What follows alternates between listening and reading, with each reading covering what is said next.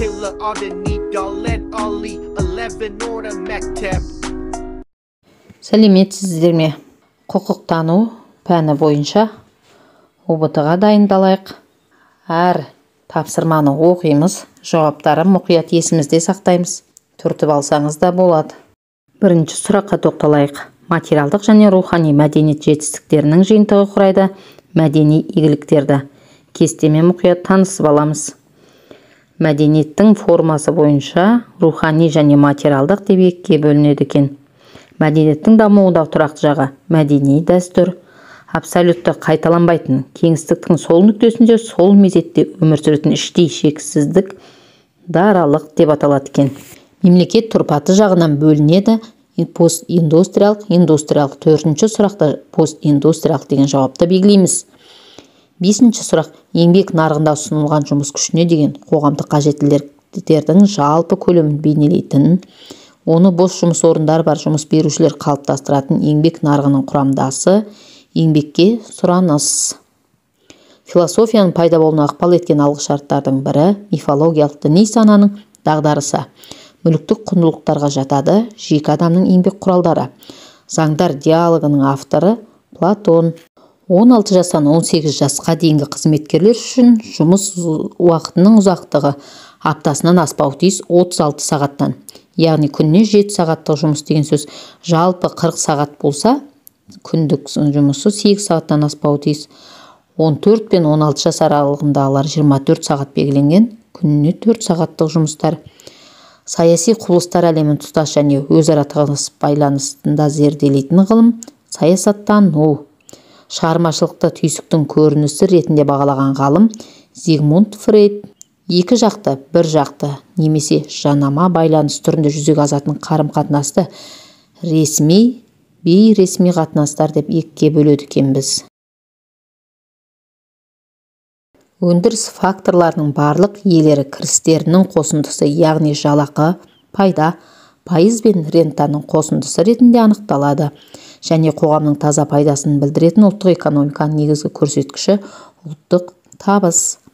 Біздің заманымызға дейін 6 ғасырда қалыптасқан ежелгі Грекия мен Рим философиясының тарихи атауы антикалық. Қазақстан Республикасының президенті 1997 жылы 16 шілдеде қабылдаған қылмыстық кодекстің заңды күшіне енген жыл 1998 жылы 24 наурыз. Бұл қағидат бастапқы комплексі даусыз болып келеді. Адамның жеке азаматтың құқығын қорғау қағидаты. Мәдени игіліктің ішіндегі ең елеулісі көркем өнер. Бұл жерге қызмет көрсетудің бағасы немесе жер иесінің жер телімдерін жалға алушылардан қандай да бір уақыт ішінде алатын табысы жер рентасы. Билікке қатынасу дәрежесіне, билікке деген өкілеттілігінің ауқымына байланысты элитаға жатпайтын топ төменгі тап өкілдері екен.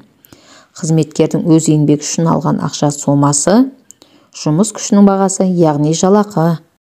Ғалымдардың болжауы бойынша саналы адам пайда болған уақыт 40 мың жыл бұрын. Ғалымдардың болжауынша 40 мың жыл бұрын пайда болған адам түрі саналы адам. Әлеуметтік мобильдік түрі жеке, топтық деп бөлінеді екен. Енді әлеуметтік мобильдіктің негізін қалаған Сорокин. Әлеуметтік мобильдік түрлері тік және көлденең, горизонталды және вертикалды деп бөлінеді екен. Тұлғаның материалдық мәдени санатындағы игіліктерді құрайды. Мұражай, кітапхана, мұрағат. 21 сұрақтардан бастап бірнеше жауапты тапсырмалар беріледі.